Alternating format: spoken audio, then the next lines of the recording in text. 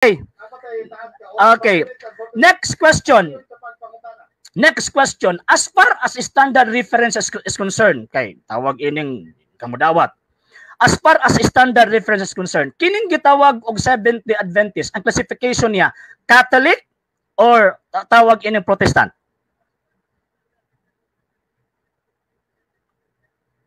Sumala din sa Adventist Review, March 5, 1981, page 3, Catholic. Objection, Mr. Moderator.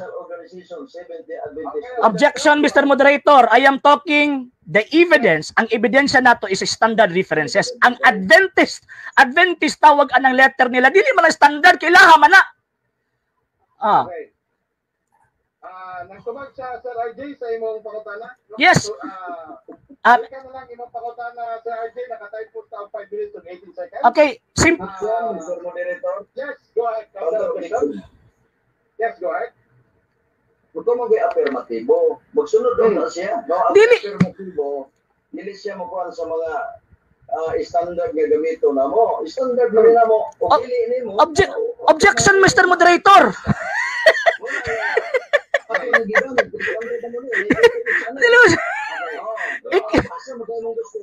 Ikaw rin nagbuot-buot na standard na. Ang Protestant, ay siya nag-object pa ko. Okay, go ahead, Sir Jerry. Go ahead, guys. Ay, pagsabi din kamay mag-debatidor. Tanawa. Mo na klaro nga tawag anang fallacy of argumento maduhamin ni Mr. Moderator. Objection, Mr. Moderator. I-invoke na ko ang ruling. Before siya mo i-invoke na ko ang ruling. Sir. Before siya mo padayon, i-invoke na ko ang ruling. Sir, excuse me.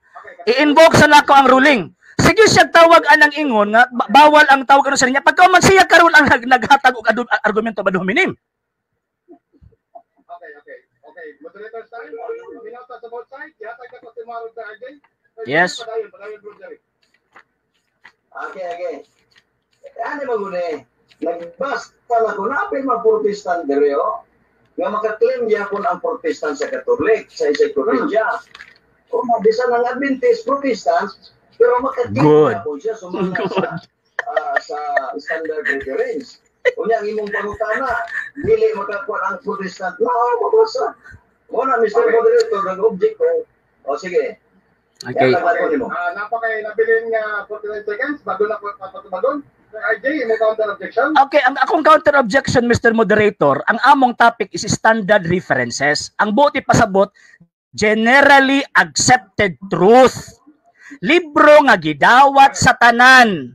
Ang iyang gigamit nga referensya pag prueba kuno nga kanang Sabadista, maunang tawag anang Iglesia Katolika, ang ilahang sulat katong Adventist tawag anang gawas nila nga mga sulat. So dili na madawat as per topic nato, dili pwedeng madawat ang Adventist letter nila ngano man kay we are presenting the standard references. So di na madawat kay bias na. Sa hindi pa po nakapag-follow sa mga pages po natin, i-follow nyo po yung mga pages po natin, RJ Horolansiano II, TV Apolia Punto Argumento page, Kuya Apologies TV page, and RJ's Vlog 2022.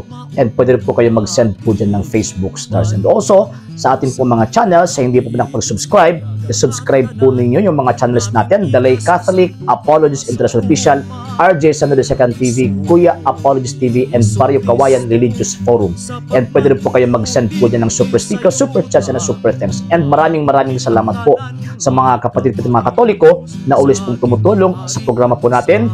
Maraming salamat po. Nang dahil po sa tulong at suporta po ninyo, ang programa pong ito, until now, andito pa rin po sa social media. And until now din po, nangangailangan pa rin po tayo sa tulong at suporta po ninyo dahil wala po kami magagawa rito mga sir, mga ma'am, kung wala po yung tulong at suporta po ninyo. Sa gusto pong tumulong, sa gusto pong sumuporta, pwede po ninyong ipadala ang tulong at suporta po ninyo sa pamamagitan po ng ating mga account numbers dyan po sa ating pong screen.